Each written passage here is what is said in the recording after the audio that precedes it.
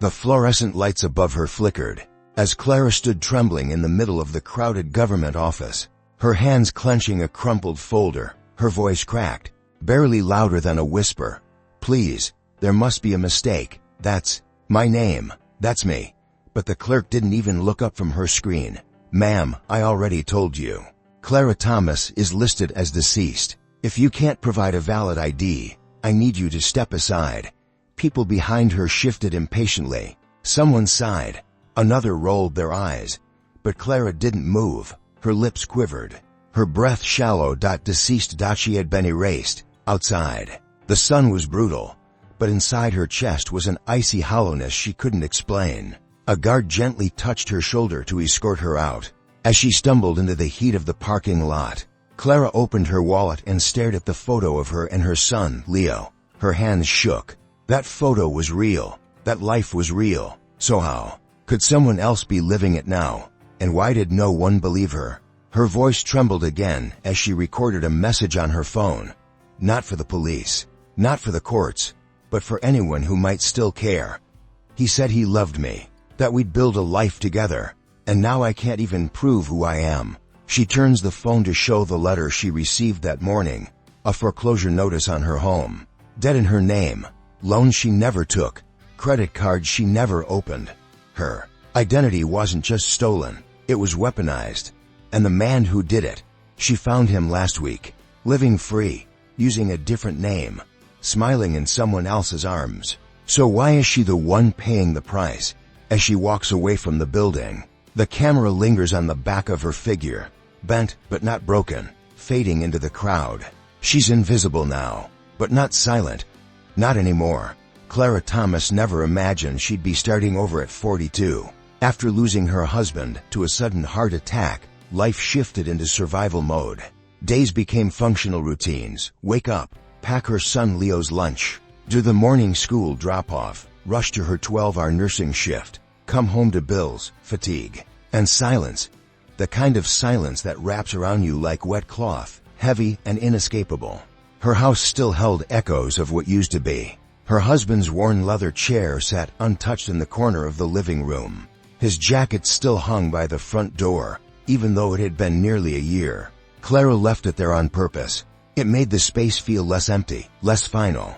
She wasn't just grieving the man she loved. She was grieving the future they'd planned, the security they'd built, and the companionship she thought she'd grow old with. Leo, just 10 years old at the time, had started asking fewer questions about his dad, but more about Clara's. Tears, she tried to shield him, but grief has a way of leaking through even the strongest armor. Clara's friends slowly drifted.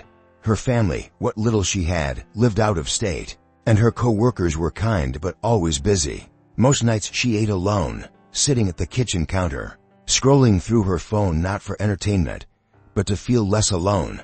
That's how it started. It was a Tuesday night. She'd just put Leo to bed.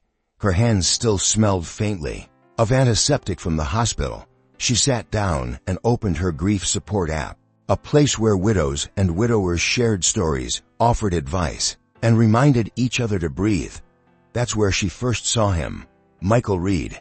His photo was simple. A kind face, salt and pepper beard, gentle eyes. His post read, 3 years without her today. Some days I still reach for her in bed before I remember. Clara's heart clenched, not because it was poetic, but because it was real, raw, familiar. She replied without overthinking, "I'm so sorry.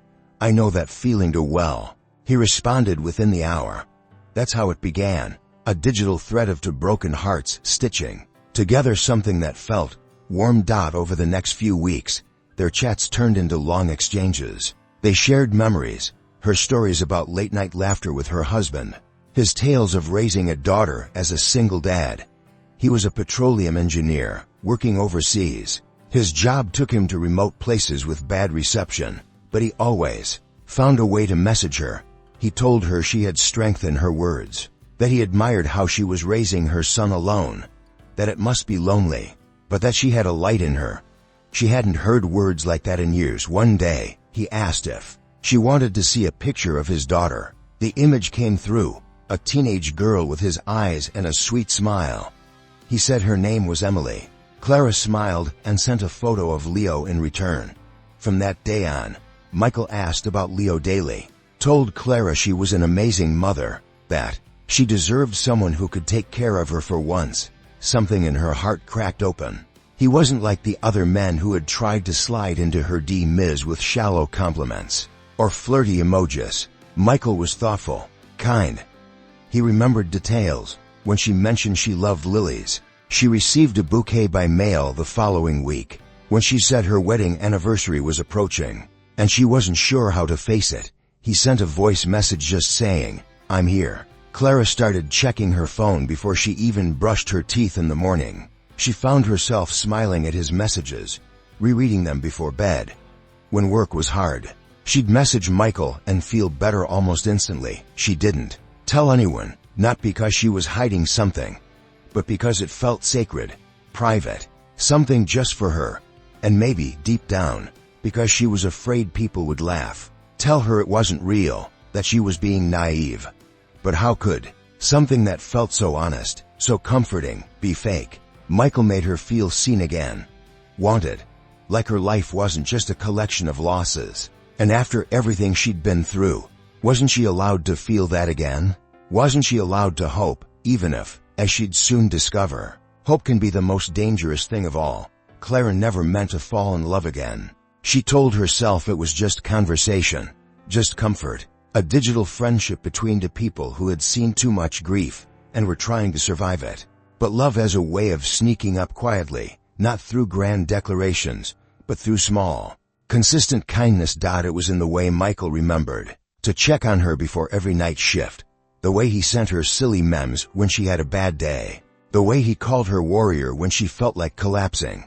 He never pressured her. He just showed up every day, rain or shine, his presence, always just one message away. One evening, Clara came home completely drained. A 14-hour shift, a code blue that didn't end well.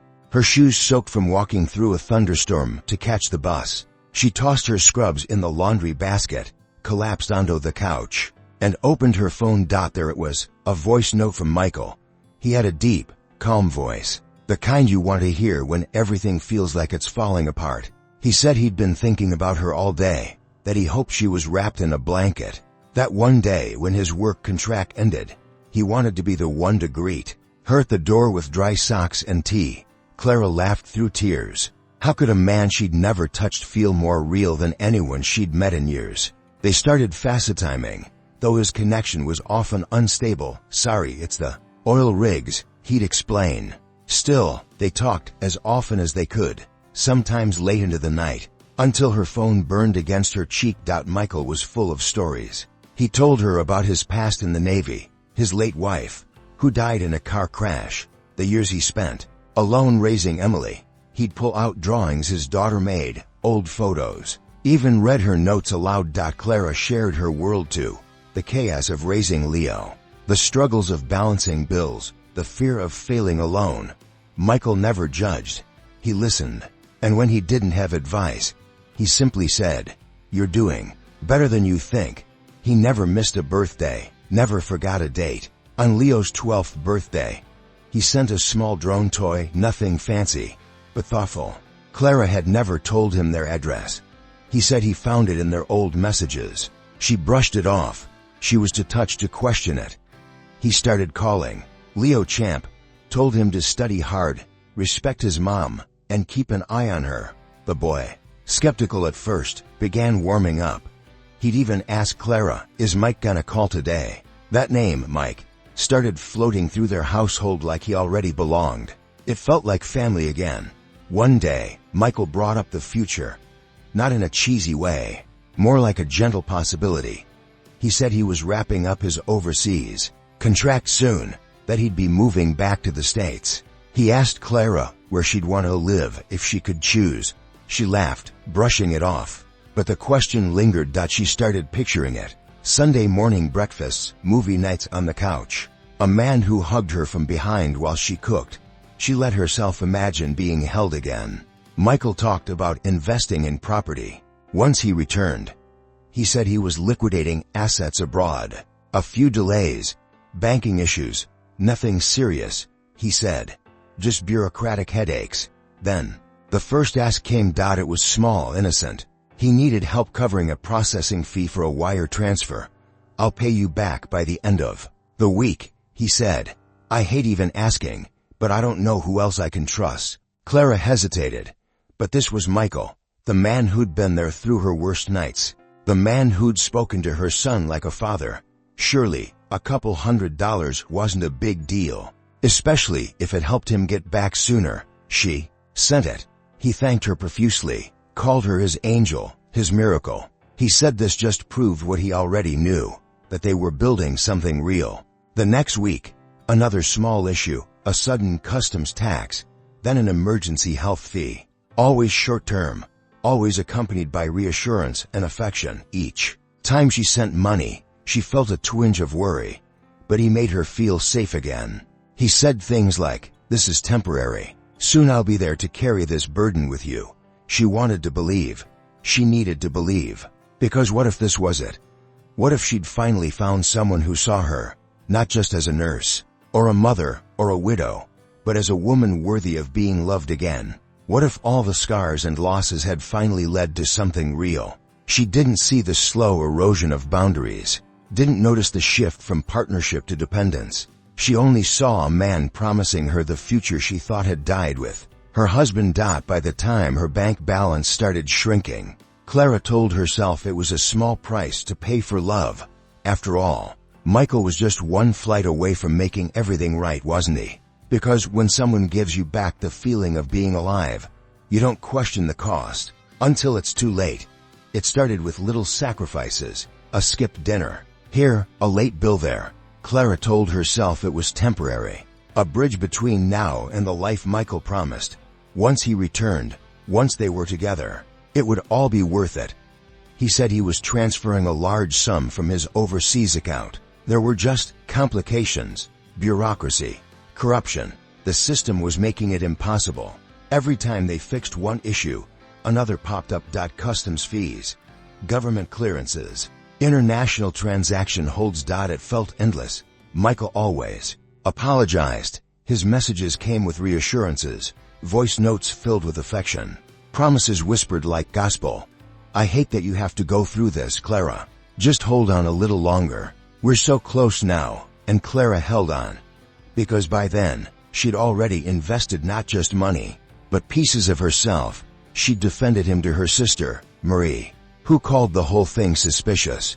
Marie had raised her eyebrows when Clara first mentioned Michael. "Have you met him in person?" she asked. Clara shook her head. "But we've talked for almost a year.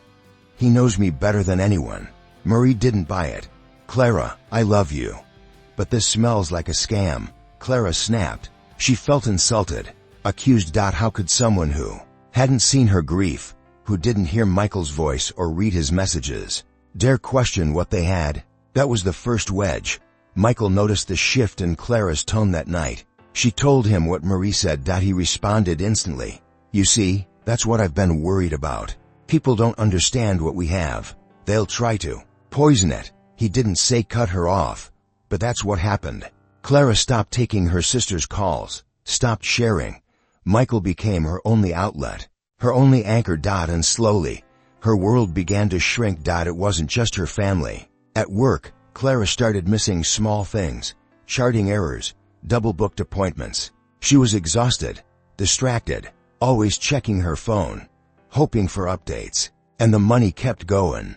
When she hit the credit limit on her main card, Michael apologized again.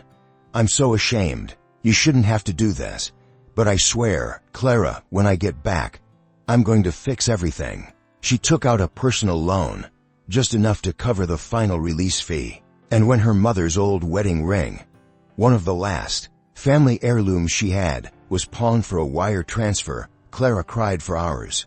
Not because of the ring, because of what it meant. She believed him enough to let go of the past. Leo started noticing the tension.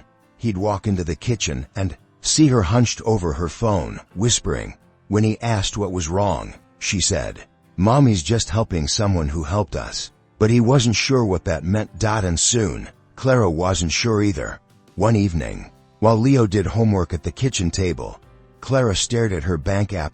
Red numbers, Overdraft warnings, payment due notices. Michael hadn't responded in 2 days. When he finally did, it was another apology, another delay, another desperate request. If we can just push through this last hurdle, I swear I'll be on that plane next week.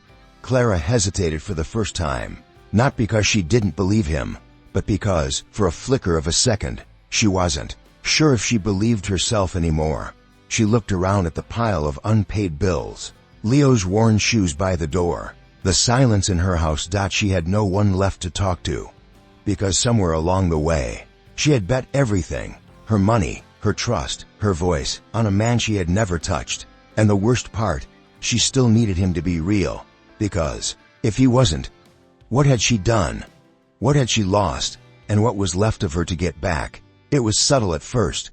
Michael's messages started arriving later in the day. His voice notes became shorter, less affectionate. Where once he called her angel or my strong girl, now it was just hey or sorry, busy day. Clara told herself not to overthink it. He was overseas. He was under pressure. She was being paranoid. But something had changed. The warmth was cooling. The attention, the daily check-ins, the emotional closeness was slowly fading. And, in its place, silence. Clara tried to ignore it. She texted him first more often now. When he didn't reply for hours, she stared at the screen, refreshing the chat window as if that would bring him back. Sometimes, he'd respond with concern. Just had a tough meeting. I'm trying to fix things. I didn't sleep. I'm still working to get home to you. But the tone had shifted. The empathy wasn't there anymore. It was transactional, cold, and Clara. She was unraveling. She was behind on her mortgage. Her savings were gone. She avoided checking her credit score. She'd begun skipping meals to keep up with payments. Her sleep was broken. Her hands trembled sometimes at work when she took vitals. One night, she found herself standing in the living room in the dark, phone in hand, rereading their old conversations from the beginning. The early days, his gentle words, his empathy, the laughter. She cried quietly, a strange kind of grief sitting in her chest, not just for the money or the hope, but for the version of herself she used to be before this started. Her world had become very small. No more calls from Marie. Her sister had stopped trying after months of being ignored. At work, her manager pulled her aside and gently asked if everything was okay. You've been missing shifts. You don't seem yourself. Clara nodded, forced a smile, and lied. Just tired. I'll be fine. But she wasn't. She was living in a bubble that had once been filled with affection and promises, now collapsing around her with no warning, no apology. Michael's messages now came with conditions. Before I can book the flight, I need you to cover the exit tax. It's the final step. Just this one last thing. And Clara, tired, scared, and still wanting to believe, sent more. She didn't recognize herself anymore. Her phone became a lifeline, not to stay connected, but to search, for validation, for answers. She Googled his name for the 100th time. Nothing. No LinkedIn. No company profiles. No articles. He had told her he was private, that he didn't do social media, that he didn't trust public systems. But now, Clara started to wonder, what if there was nothing to find? One night, Leo came home from school holding a note from the cafeteria. His lunch account had been flagged, insufficient funds. Clara stared at it, heart pounding. She had no explanation. Leo asked, quietly, "Are we poor now?" She smiled, tried to reassure him, said it was a mistake. But in that moment, something cracked inside her. Not because of the money, but because her son saw it now, the fear in her eyes, the instability in their lives, the weight she couldn't carry anymore. Still, she kept messaging Michael. She kept hoping. Just one more answer. One more message to make it all make sense. But the more she reached out, the less he replied. And each unanswered message echoed like a confirmation of something she couldn't yet say aloud. She needed him to say something, anything, because the silence was beginning to scream. And somewhere, deep in her gut, Clara felt it, the thing she had tried to ignore for months. The part of her that still believed in love was now the most dangerous thing she had left. The truth didn't come all at once. It arrived in pieces, sharp, unexpected, undeniable. Clara was at the bank, hoping to extend her payment terms. She smiled politely at the teller, clutching a folder filled with pay stubs and overdue notices. Her heart pounded with embarrassment. The woman behind the counter furrowed her brow. "I'm sorry, but we can't proceed. There's a hold on your account due to a fraud investigation." She tapped a few keys. "Actually, it says here the account holder is deceased." Clara froze. "In what?" The room started to spin. The air went cold. She pulled out her ID, her utility bills, her work badge. "That's me. I'm alive. There must be some mistake." But the system said otherwise. Clara Thomas, born March 3, 1981, reported deceased 3 weeks ago, flagged in connection to multiple fraudulent accounts. Her name, her social security number, her face, used and discarded like it meant nothing. She stumbled out of the bank in a daze, her phone slipping from her hand. Her knees buckled as she sat down on the curb. She stared at the cars passing by, numb to the world. It wasn't just about Michael anymore. He hadn't just lied. He hadn't just taken her money. He had stolen her. She rushed home, pulled open drawers, flipped through documents, tried logging into her health insurance portal. Access denied. Her emails bounced. Her credit score collapsed. She was disappearing. She went to the police, shaking, trying to explain. "I think I was scammed. I think someone stole my identity. I don't know who he really is." The officer listened, nodding mechanically. He asked if she had ever met him in person. No. Then came the look, that mixture of judgment and pity, as if her heartbreak somehow made her less of a victim. These kinds of scams are difficult to pursue. "You willingly sent the money." Clara nodded slowly, swallowing a sob. "Yes. But I didn't know he was fake. That's the problem, isn't it? He didn't feel fake." Back at home, Leo found her sitting at the kitchen table, head in her hands, surrounded by unopened mail and unpaid bills. He didn't say anything, just sat next to her, resting his small hand on hers. In that moment, the shame became unbearable. Clara didn't just lose money. She didn't just lose her job, her stability, her future. She lost her name, her voice, her trust in herself. And the worst part? The man who did it was still out there. Living, breathing, smiling. And she was the one left to answer for his crimes. She couldn't sleep anymore. Every night, Clara lay awake staring at the ceiling, listening to the creaks of her aging house, the soft hum of the fridge, the occasional turning of Leo in his bed across the hall. Her life had gone quiet, but not peaceful. It was the quiet of aftershock, the silence that follows disaster. Each day brought a new consequence. Her utilities were on the verge of disconnection. Her car, behind on payments, was towed from the hospital parking lot. At work, HR requested a meeting. "There's been a discrepancy with your employment records. Your social security number isn't verifying in the system." She tried to explain, tried to show documents, but identity fraud is a complex beast, especially when the system says you're already dead. She was placed on leave. Not fired, just paused, forgotten, set aside. Her world collapsed in slow motion. No income, no access to aid, no legal identity. Just a mother and a child sitting in a house filled with ghosts. Leo started asking questions she couldn't answer. "Why aren't you going to work? Why don't we have internet anymore? Why are people calling about money all the time?" She couldn't protect him from it anymore. One night, she sat him down, tried to explain that someone hurt her, that someone took everything. Leo, just 12, looked her in the eyes and asked, "Was it your boyfriend?" She didn't answer, because the truth was unbearable. Not just that she'd been fooled, but that she'd risked him, that her son had watched her fall apart piece by piece, that her desperation for love, for connection, had made them both unsafe. Her sister Marie finally showed up one day. She stood at the door, arms crossed, judgment and worry written all over her face. I told you he was a scam. Why didn't you listen?" Clara broke. She shouted, she sobbed. She collapsed into Marie's arms and whispered over and over, "I just wanted to be loved. I just wanted to feel human again." Because the truth wasn't just that a scammer stole her identity. The truth was, She had been disappearing long before that. Loneliness had carved holes in her she didn't even notice until someone walked in and filled.